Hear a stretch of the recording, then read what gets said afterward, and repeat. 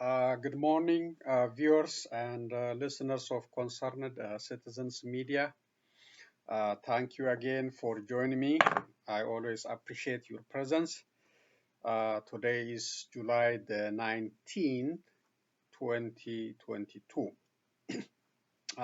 So I will start with news concerning the atmosphere of Addis Ababa, capital city of Ethiopia.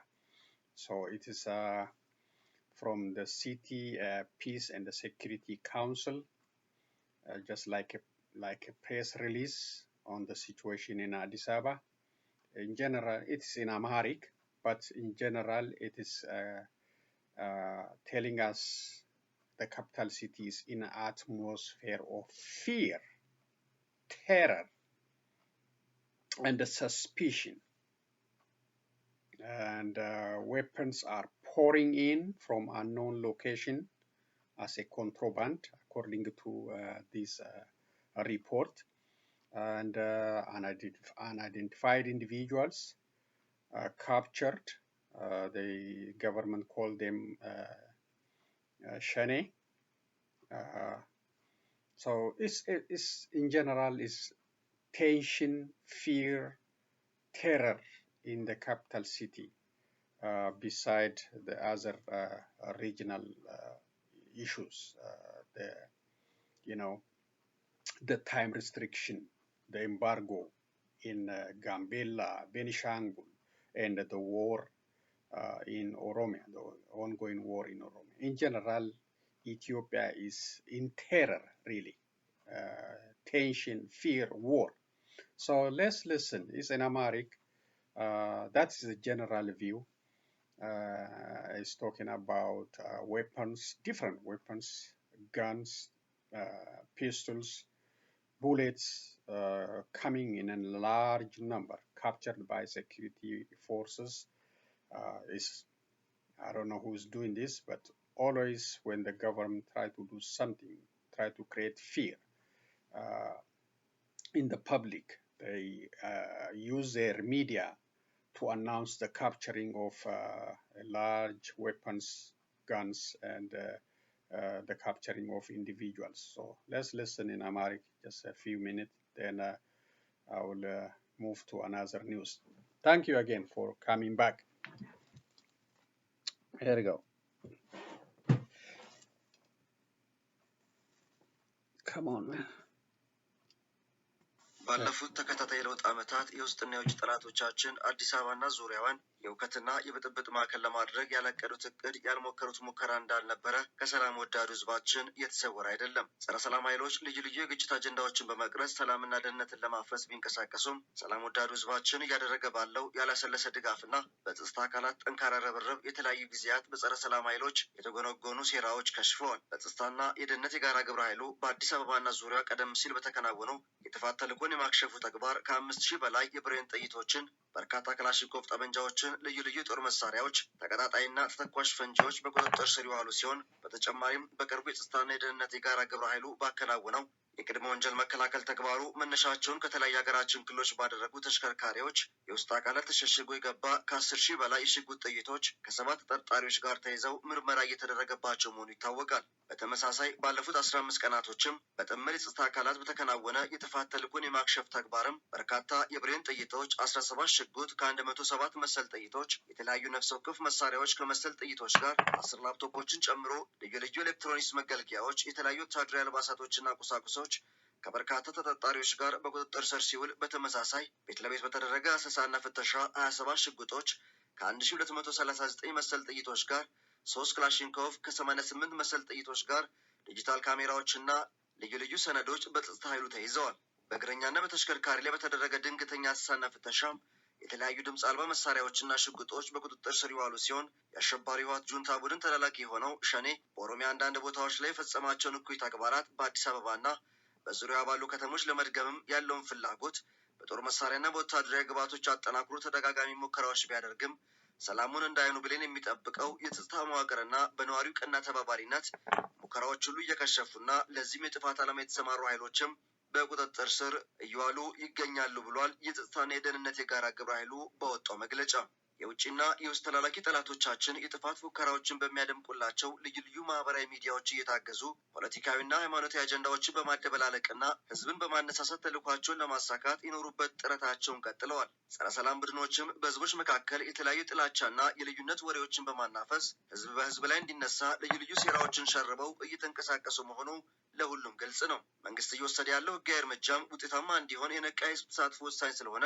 ህብረተሰቡ አካባቢውን ነቅቶ በመጠበቅና አጠራጣሪ ጉዳዮች ሲያጋጥሙት ለጸጥታ አካላት መረጃ የመስጠት ልምዱን አጠናክሮ እንዲቀጥል በተለይም የመኖሪያና የንግድ ቤት መጋዘንና ተሽከርካሪ የሚያከራዩ ግለሰቦችና ድርጅቶች የተከራዮችን ማንነት በጥንቃቄ በማጣራት መረጃውን ለጸጥታ አካላት በማሳወቅ የዜግነት ኃላፊነታቸውን እንዲወጡ የጸጥታና የደህንነት የጋራ ግብረ ኃይሉ ያሳስባል። የአዲስ አበባና የዙሪያውን ሰላምና ደህንነት ለማስጠበቅ በሽብር ቡድኖች ላይ እየተወሰደ ያለው እርምጃ ተጠናክሮ እንደሚቀጥል ግብረ ኃይሉ እያስታወቀ ሐሰተኛና የተዛባ መረጃ የሚያስተላልፉና የሚያስተጋቡ አካላትም ከህገወጥ ድርጊታቸው እንዲቆጠቡ በጥብቅ መልእክቱን ያስተላልፋል። ህብረተሰቡም በአካባቢው የተሰገሰጉ ከየት እንደመጡና ማንነታቸው የማይታወቁ ግለሰቦችን በመለየትና አጠራጣሪ ሁኔታዎች ሲያጋጥሙት ወይም የፖሊስ አገልግሎት ማግኘት ሲፈልግ በፌዴራል ፖሊስ 987 እና በአዲስ አበባ ፖሊስ 991 ነጻ የስልክ መስመር መጠቀም እንደሚችልም የጸጥታና የደህንነት የጋራ ግብረ ኃይሉ ጥሪውን ያስተላልፋል።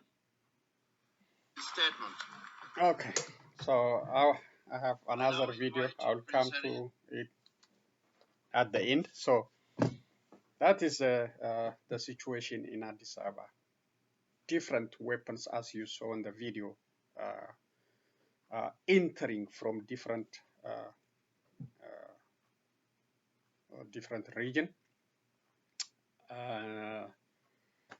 through different means of transportation. So the government is telling us that they, capturing different kind of guns, bullets, videos, laptops. That's they're just telling the public and to the international community too. Is Addis Ababa is not stable. The security is at risk, according to this government media. And the Peace and Security Council of Addis Ababa is also encouraging, telling residents to report any suspicious activity, record to whom they are renting their properties. All this is, creating another burden to the residents. They are already suffering through price inflation, high unemployment, and other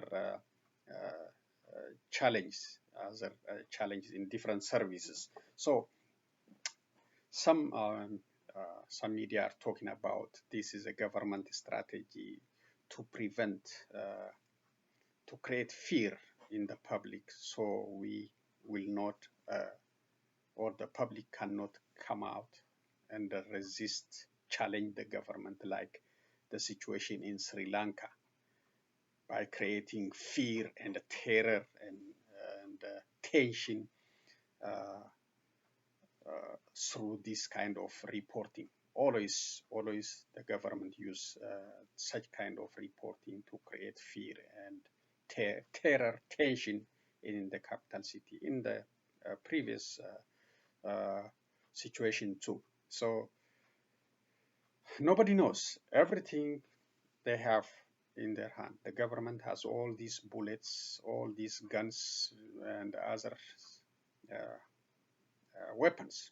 They can create news, and we don't have independent media to verify what they are saying. So, but if it is true, the capital city is not safe to live in, to travel, and for visit. It's a very challenging. Plus, the challenge the country is facing in different parts, different regions. Gambela is under curfew, Benishangul is under curfew, Oromia region is under ongoing war. So the Prime Minister is still not able to solve the country's problem. He is still in power. and the public is under constant threat not to challenge the government, whether on shortage of food, energy, or security, because they are telling us, you know, you are in danger and we are protecting you and you have to play part of the solution. You have to be part of the solution instead of challenging the government. So that's a general sense of that news. Let's continue to the other news. Thank you again.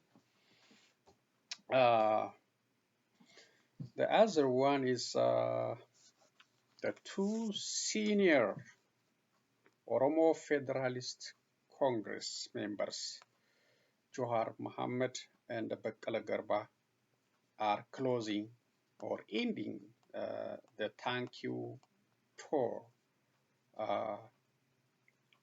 in the United States. And Bekkala Garba is done, is heading back to Ethiopia, home, because of the lack of visa. But Johar will continue his thank you tour in Canada, different cities in Canada, and other countries maybe, but he will continue. It's already scheduled in Canada, Toronto, and other cities. These both leaders urged the Oromo diaspora community to strengthen their unity and continue their support for Oromo's struggle for freedom. They emphasize on the unity of the Oromo community and continue their support. They also urged the Abiy Ahmed administration to start dialogue with all forces fighting his administration. They say talking to one group like TPLF and isolating others will not bring peace and stability in Ethiopia. So they are emphasizing inclusive dialogue with all concerned citizens in that country. That will solve the problems Ethiopia is facing. So they are warning, isolating OLA, isolating Gambela Liberation Front or Benishangul Liberation Front and others. Just talking to TPLF will not solve this, will not be a solution for that country. So they are calling for inclusive dialogue, genuine inclusive dialogue in that country. They are also warning the diaspora community, the Oromo diaspora community, not to fight each other, not to fight against each other. They advise to strengthen the unity and support whatever party or group fighting for freedom instead of, fighting against each other on social media or in different forums. So they are advising us not to fight against each other. Instead, we need to come together, work together, fight for our common cause. Okay. The other one is controversy in Ethiopia Islamic Council. There has been controversy for almost 3 years. Now, according to different media resources, the new council is established. The new Islamic Supreme Council, Islamic Affairs Supreme Council is established. So in this newly established Supreme Council, the former president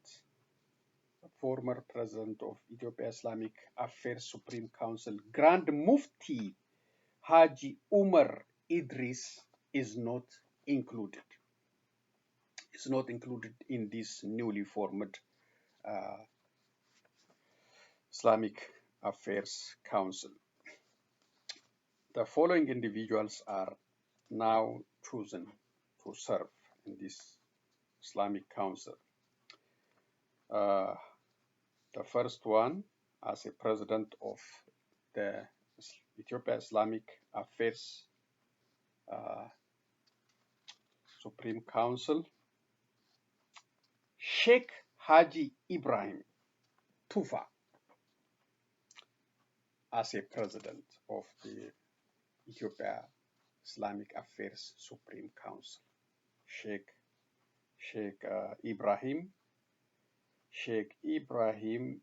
Haji Ibrahim Tufa. And the following individuals are chosen as vice president for this Supreme Council.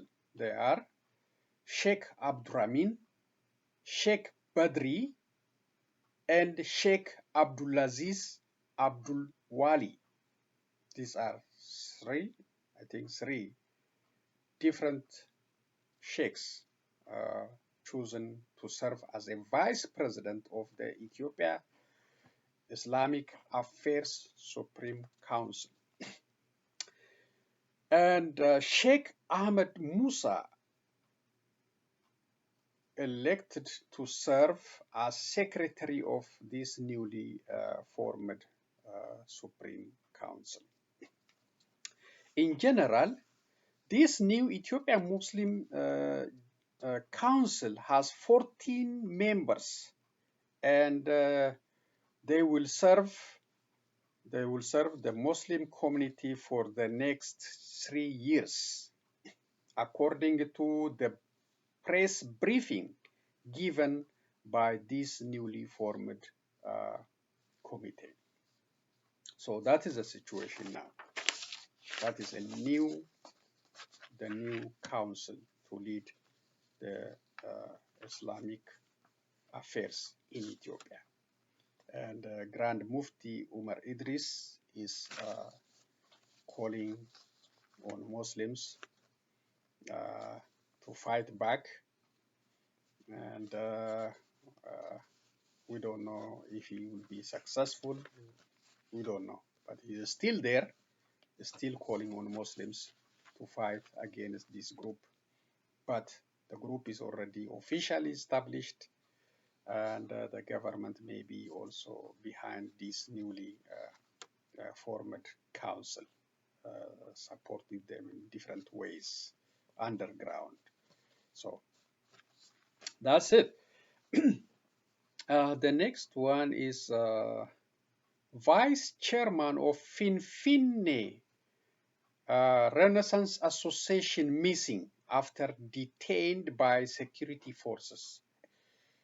Henok Dejene, Vice Chairman of the Finfinne Renaissance Association, was taken from his home by security forces a week ago, by security forces who said he was wanted in connection with current affairs. Since then, he has not appeared in court, and his whereabouts remain uncertain, his family told Addis Standard. Such situation is common in Ethiopia under Abiy Ahmed leadership. People disappear, taken by security forces, and properly never brought to court. And the court has no power to demand that. Journalists and different political leaders and ordinary people are suffering under such circumstances. Henok was taken from his home by security forces on 10 July 2022. Speaking on the events surrounding his arrest, the family member who wants to remain anonymous, said 2 individuals dressed in civil clothes came in and told him to get dressed. They also took his phone and arrested him without offering any clarification as to why. There is no court order. There is no uniform. Just plain clothes. They can come and pick you up and they can do whatever they want to do. This is the new reality under Prime Minister Abiy Ahmed.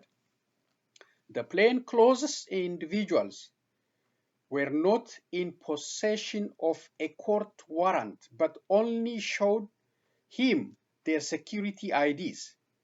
After taking him, they returned with the police and searched the house. During their search, they found and confiscated a flag of the Oromo Liberation Front and a picture of Johar Mohammed. The family member also said that during the search, both the Ethiopian and the OLF flags were found. However, only the OLF flag was registered as OLF Shane flag. Henok protested and was able to sign a declaration that the flag found was only that of the OLF, which is legally registered party. On the day of his arrest, he was taken to the police station near Adwa Bridge in Addis Ababa and later on transferred to the police station in Yekka Warada 07. On Tuesday, July 12, 2022, he was scheduled to appear at the Lideta court, but he didn't. We have been visiting him till July 12, after which he went missing. The family expected that he would be taken to court with other people. The next day, when we went to the prison, they told us he had been taken to Abba Samuel prison in the evening. We went there too, but we were notified that he might have been taken to Awash 7. This by itself is illegal, challenging the family, challenging the attorneys not to see, not to visit, the individuals arrested. So this is by itself is torture. Henok Dejane, a father of 3 and a civil servant, was previously detained for a day, but released soon afterwards. But now, not knowing where Henok is has put a lot of mental stress on the family. Finfinne Renaissance Association is a legally recognized association in accordance with Proclamation number 1113/2011. The association is focused on activities around developing Oromo culture and norms of voluntary basis. The association released a statement on its Facebook page saying, "Our deputy chairman, Henok Dejane, for reasons unclear to date, was taken and his whereabouts remain unknown to his family and members of the association, causing much distress. Thus, we are requesting the government to notify us about the location and condition Henok is in, and similarly, if he has committed a crime, we ask for the respect of the legal court procedures in this regard." That is the right. That's the right demand. That's the right way of saying, asking the government if the government is illegal, if respect the constitution. The constitution is there. Ethiopian constitution is there, very beautifully written. But Abiy Ahmed is abusing it. He's abusing it. And his followers are also doing the same thing. People arrested, people killed, people tortured, people, taken into Abbas Samuel or other unofficial prison cells, and no legal protection, no legal visit for family and attorneys. So that is the new reality, and the international community should also pay attention about the capturing and the disappearance of individuals in Ethiopia. Clashes in Somalia, Oromia state bordering area displaced thousands from Bale zone as hunger claims scores of lives. Clashes in Somalia, Oromia state bordering area displaced thousands of civilians from an entire village. The displaced villagers from Bali zone, Gura, Damoli Warada say armed elements who crossed from neighboring Somali region bordering areas launched attacks, preventing villagers from markets and traveling to receive humanitarian assistance. Meanwhile, the villagers said at least 20 people have died of hunger in the area. The entire population of Gura Damole Warada in Bale zone has fled to neighboring waradas, according to a report on DW Amharic. Residents said that armed elements from the Somali region have prevented them from receiving humanitarian assistance and going to the market. Wandamagan Kabada, an official of the Zonal Disaster and Risk Management Secretariat Bureau, corroborated that Akloltu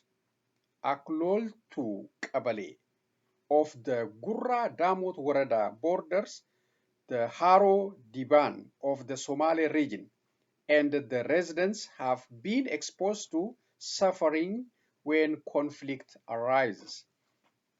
Hassan Ibro Adam, a displaced civilian from Gura Damole, stated that the attacks by armed elements from the neighboring region forced all residents from Akoltu Kabale to flee to Dallo Manna Warada of the Bali zone.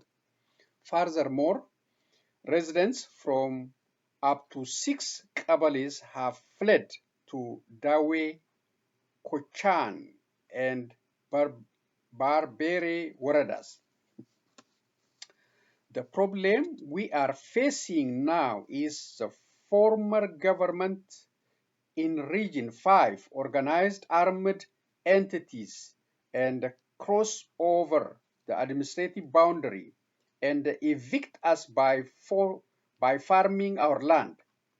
In Akoltu Kabale, the entire population has been displaced. In other Kabales, looting and killings were still ongoing until last night. Attacks involve heavy weaponry, including dishkas. There are two things that adversely impacted us. Due to the drought, we have nothing to feed our cattle.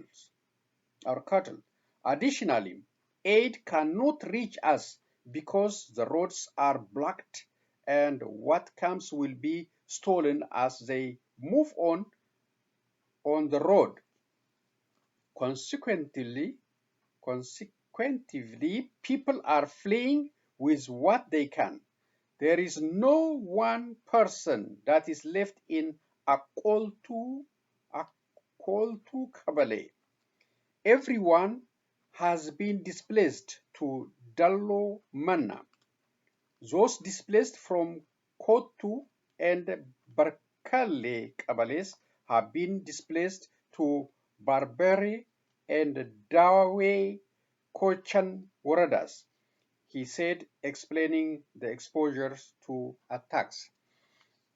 According to Hassan, humanitarian assistance destined for them has been stolen on the roads by armed elements since April. People couldn't go to market due to roads not being available and stayed put in one place under encirclement, and as a result, around 20 people died of hunger. Wandamagan Kabada adds that this historic, peaceful place is nauseous to contention.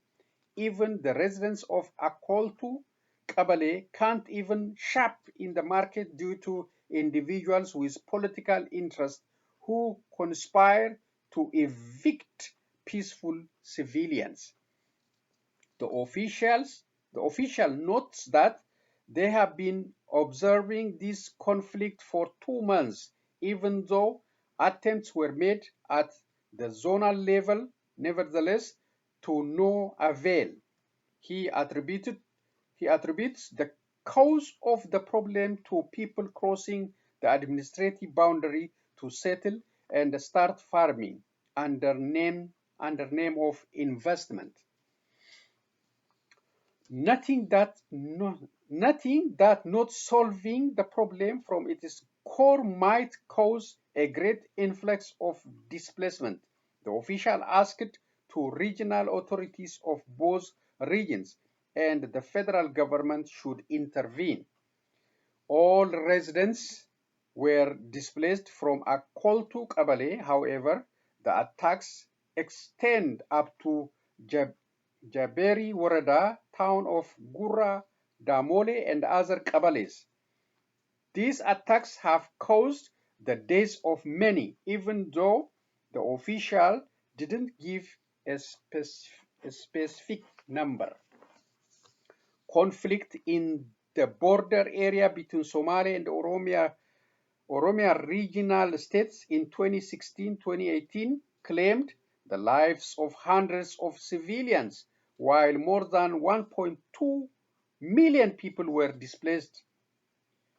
Majority have not returned to their residence and still live in IDP camps dispersed in various places in Oromia region. The conflict was attributed mainly to the Somali region administration under its former president Abdi Ile, but sporadic clashes continued long after his overthrow, resulting in loss of lives, properties, and displacement. Credit Addis standard. So this uh, challenge, cross-border attacks in Oromia region, displacing, killing people, uh, is common. You know, the issue in Wallo by Amara regional administration, by FANO, by Amara militia, is also another challenge. In general, there is no protection. There is no protection for Oromos, whether during Abdi Ille or whether during this Abiy Ahmed administration. No protection. Wallos are suffering.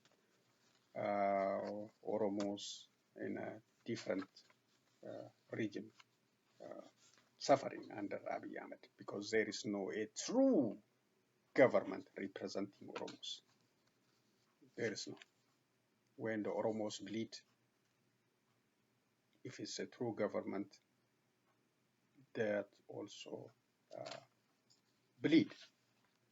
They feel it. Right now, no.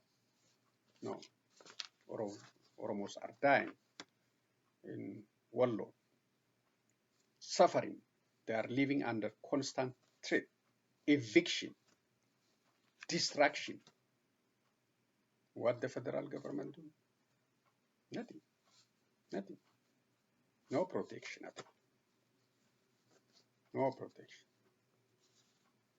The government shut down the internet, telecommunication in Wallagga, and killing Oromos, destroying their properties with the help of the forces from Amara region.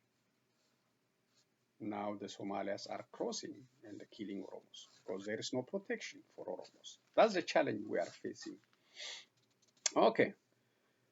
Now, this is a tweet from President Joe Biden.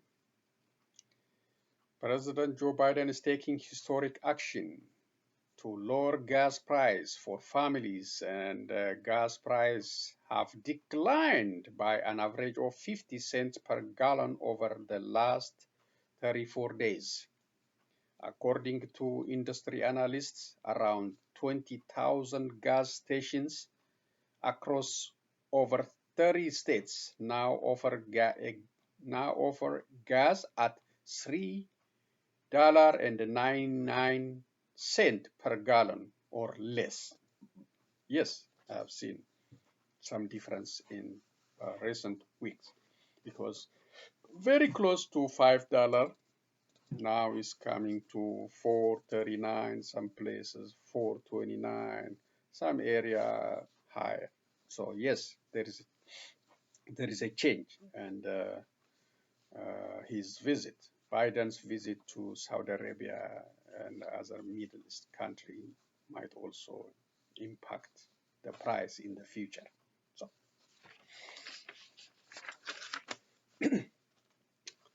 release of the 2022 Women, Peace and Security Report. This is press statement, Anthony J. Blinken, Secretary of State.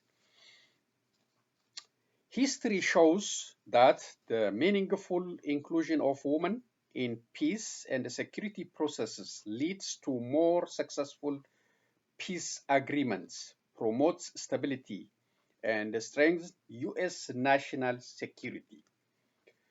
Through the implementation of the Women, Peace and Security WPS Act of 2017 and ongoing support for UN Security Council Resolution 1325, the United States continues to advance the full, equal, and meaningful participation of women in all their diversity across diplomatic and foreign policy engagements. This means supporting women's meaningful participation, advancing the protection of women and girls, scaling internal capacities to implement our WPS strategy, and expanding partnership with like-minded organizations and governments. Alongside the Department of Defense and Homeland Security and the U.S. Agency for the International Development, the Department of State is releasing the second report on the implementation of the 2019 U.S. strategy on WPS along with its 2020 implementation plan. This report indicates significant progress against the department's WPS goals as compared to last year's inaugural report.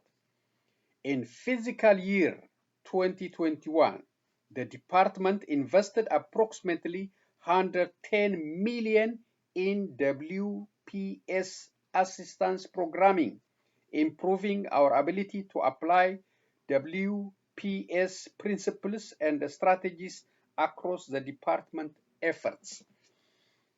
We have increased internal capacity through training and have seen a dramatic 25% increase in the fiscal year 2021 in the number of department-led trainings for personnel that incorporate WPS principles.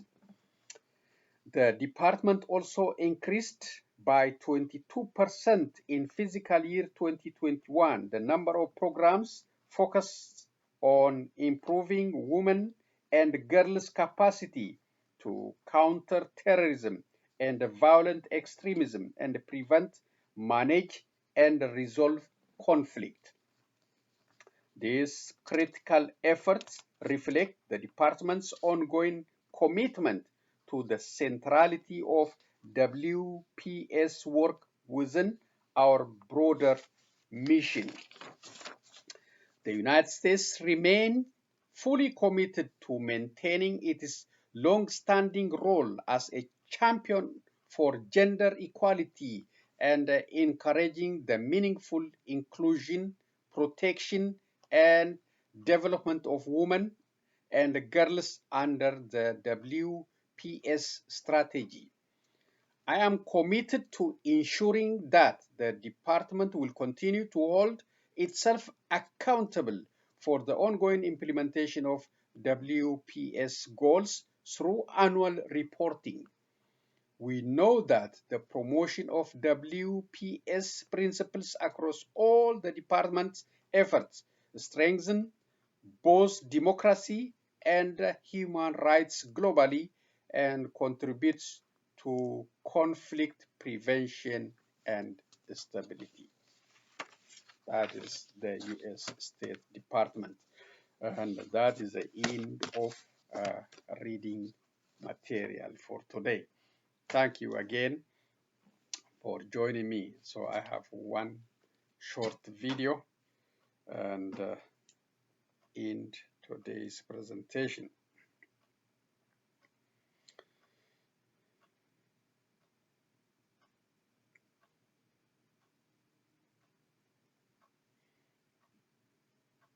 There you go.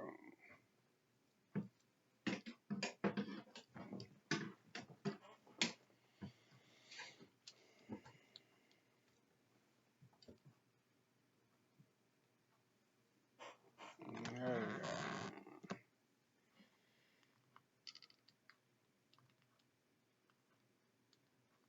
So this is about Prince Harry speaking to the United Nations.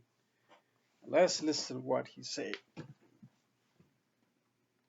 Invite Prince Harry, the Duke of Sussex, who will deliver a keynote statement.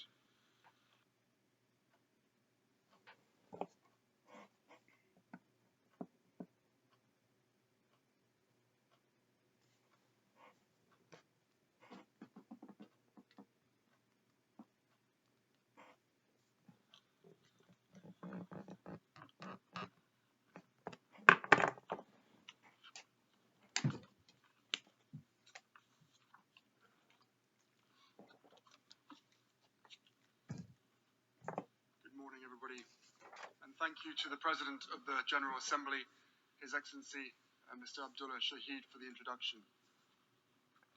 And thank you to the Nelson Mandela Foundation for inviting me to speak on this day of all days.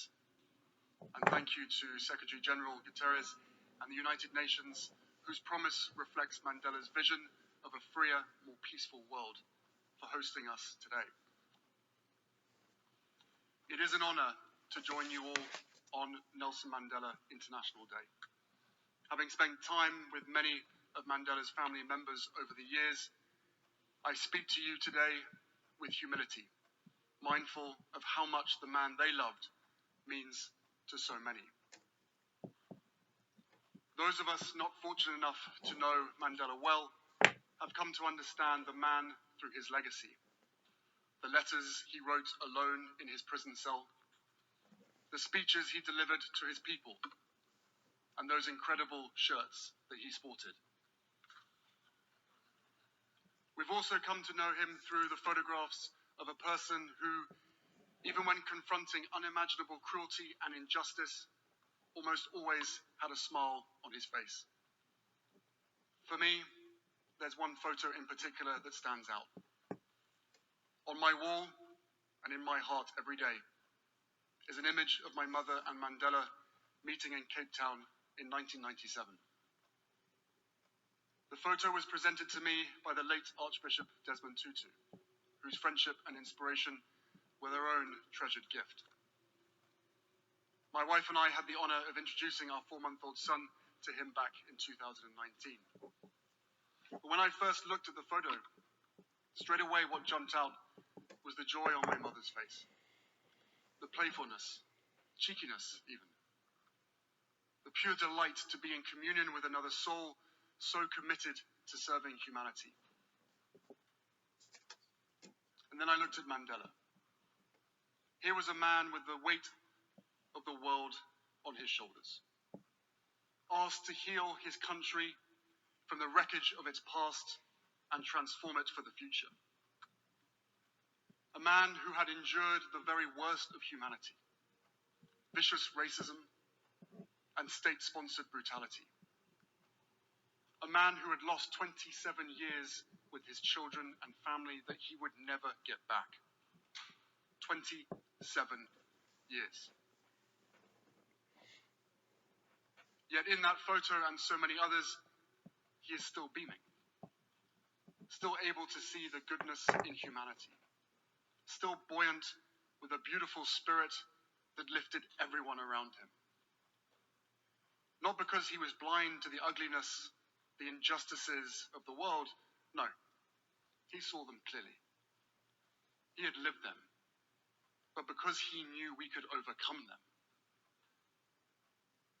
In our own time, a time of global uncertainty and division, when it's all too easy to look around and feel anger or despair, I've been inspired to go back to Mandela's writings for insight into how this could be, how he could experience so much darkness and always manage to find the light. There I found a few lines that stopped me in my tracks.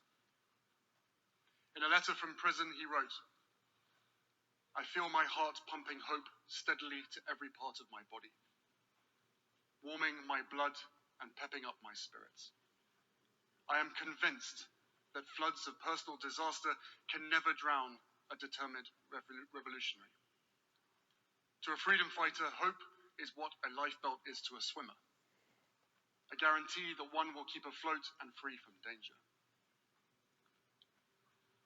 It moved me even more when I saw the date, August 1st, 1970. 7 years into Mandela's imprisonment, not even 1/3 of the way through.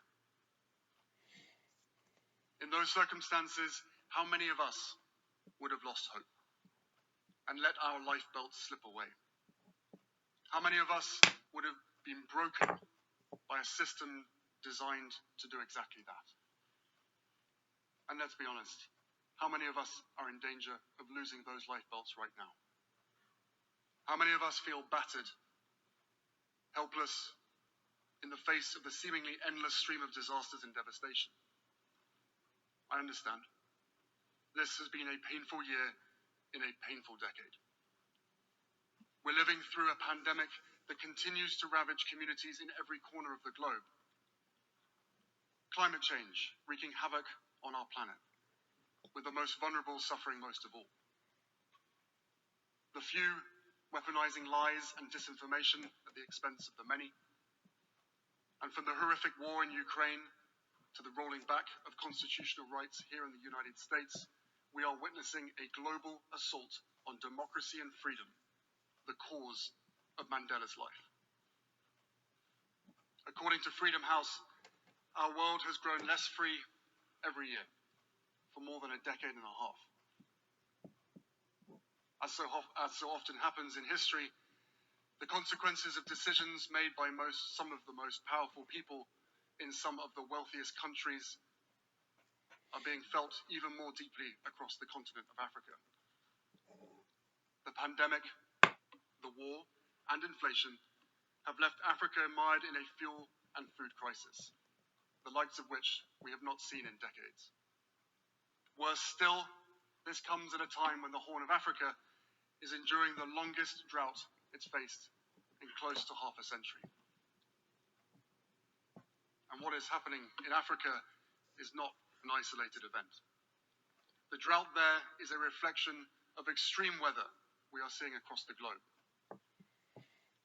As we sit here today, our world is on fire, again. And these historic weather events are no longer historic. More and more, they are part of our daily lives.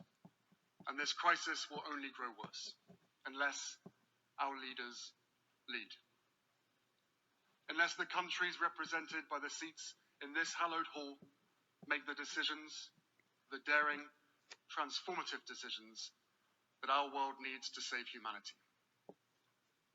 These decisions may not fit with the agendas of every political party. They may invite resistance from powerful interests. But the right thing to do is not up for debate. And neither is the science. The only question is whether we will be brave enough and wise enough to do what is necessary. So yes, this is a pivotal moment.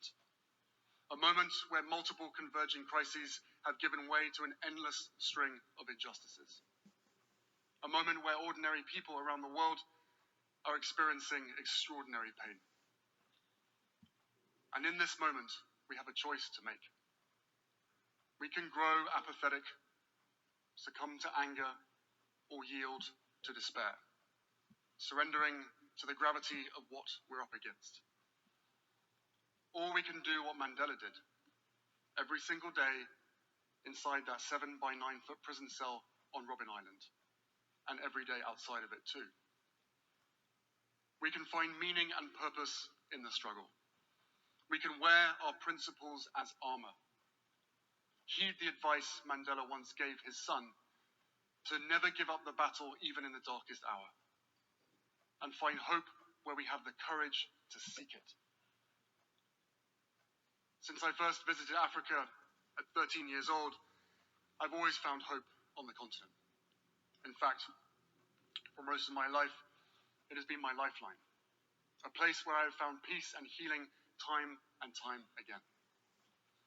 It's where I felt closest to my mother and sought solace after she died, and where I knew I had found a soulmate in my wife. And it's where so much of my work is why my work is based there. Because despite continued hardship, there are people across Africa who embody Mandela's spirit and ideals, building on the progress he helped make possible.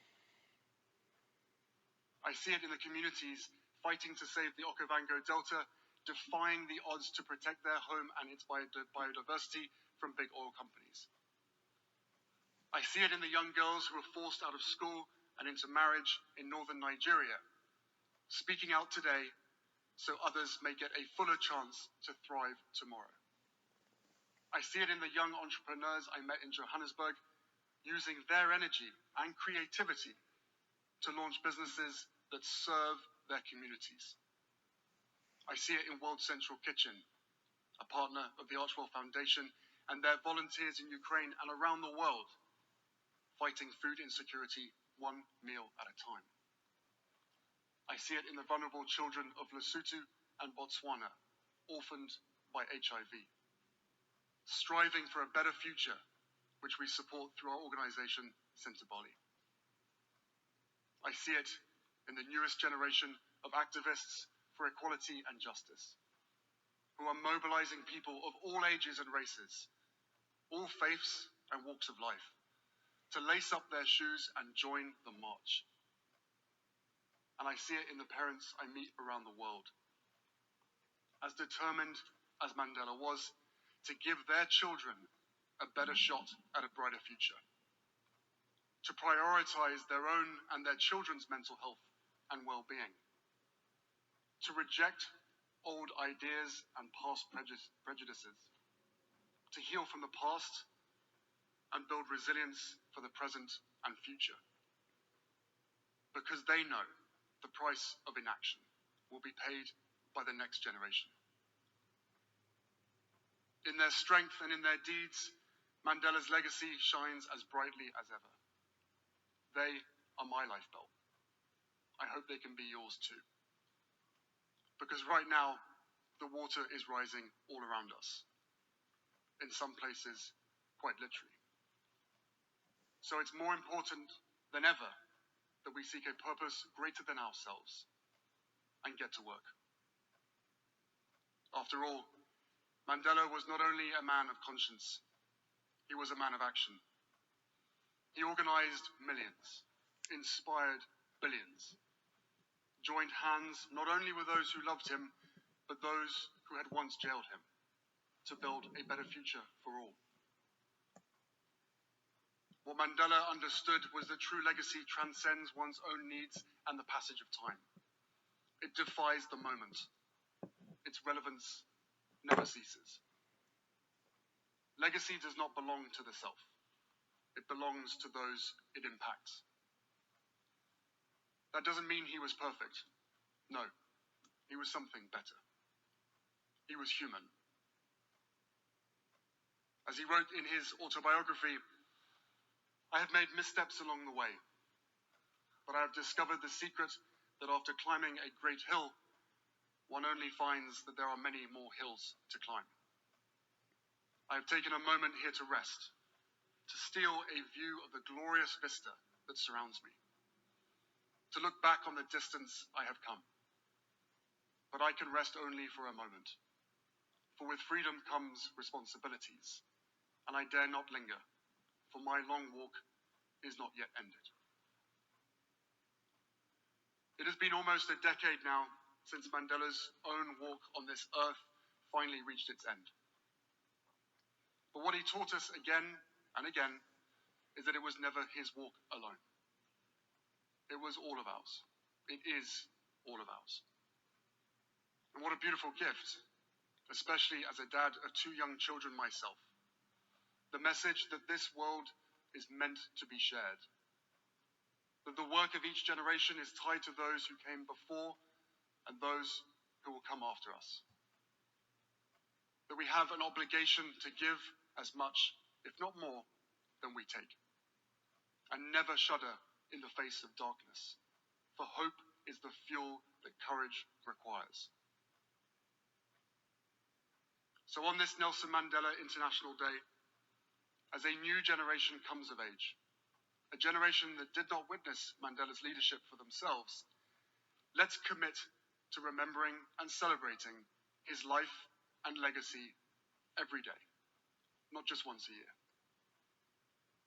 Let's talk with our children about what he stood for.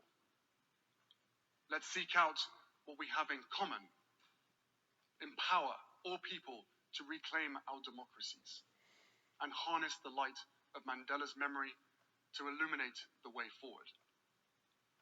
Because if we can summon our own courage just as he did, if we can see one another's humanity just as he did, a better day will truly be on the horizon. Thank you.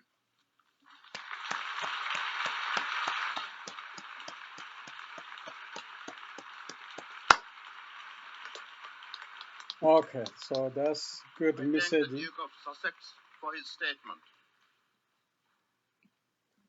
I now give the floor to the distinguished representative. So that's Prince Harry. Excellent message for us, for the also for younger generation, not to give up hope, do everything to help others, fight for justice and the democracy, organize, fight for those facing challenges, especially the drought, the Africans facing droughts and lack of freedom, lack of democracy. And, his message is calling on all of us, individuals, citizens, and the leaders to act for the better of our future. So that's an excellent message on Nelson Mandela's National Day.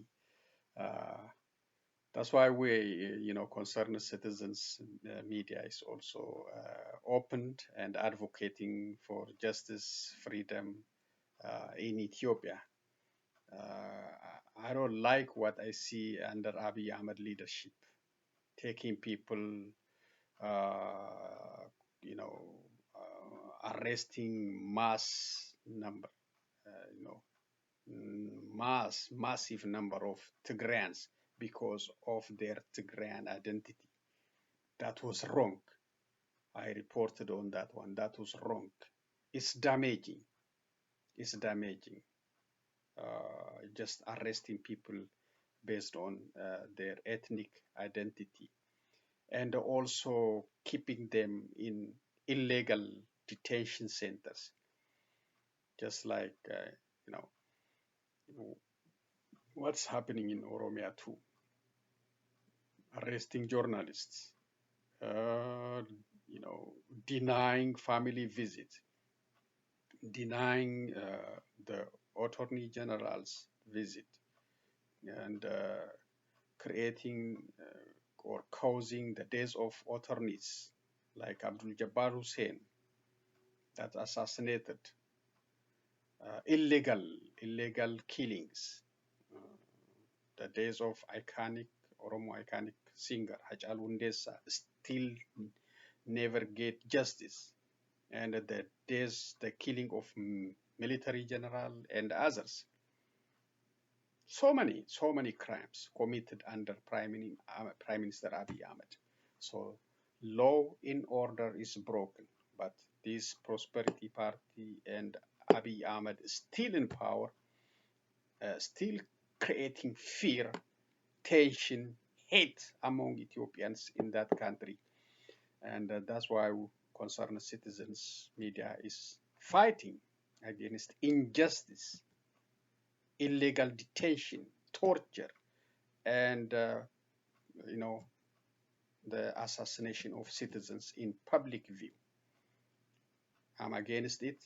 I will keep reporting on this issue until that country is free of all atrocities, and until justice and freedom, equality uh, arrived in that country, and until those people, those OPDOs, those Prosperity Party officials face justice in the future for what they did in Ethiopia. So the Muslim Council, the new Muslim Council, is also is a challenge. It should be settled with the old council. The same challenge in Orthodox sector too. I think nothing is peaceful under this Prosperity Party leadership and under Abiy Ahmed leadership. What you see is war. What you see is embargo, restriction on movement, fear, terror, inflation, high unemployment, global isolation. So many problems under the Abiy Ahmed leadership, and I call upon him many times to resign. Others call upon him to follow his predecessor Haile Mariam Desalegn, but he refused. Blood is shedding, people are suffering in Ethiopia. So that's all I'm gonna say for today. I will be back hopefully with good news in the future. Be safe, and thank you for joining me. So long, everyone.